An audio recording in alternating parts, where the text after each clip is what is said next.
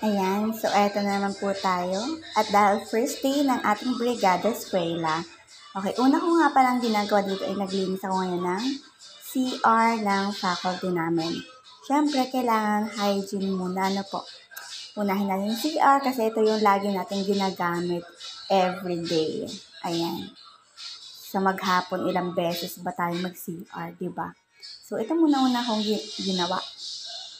Exercise na din tuwing umaga.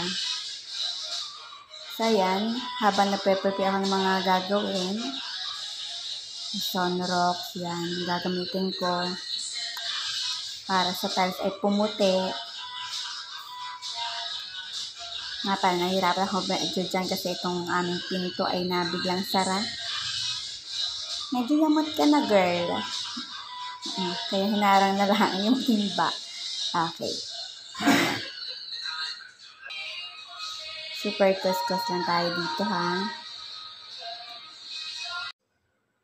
Okay, so tapos na tayo magkuskus. Ngayon naman ay ang bowl natin ang lilinisin. So, ibababad ko po muna siya sa ating mahiwagang top. Ayan, para pumuti ang gilid ng puting-puti.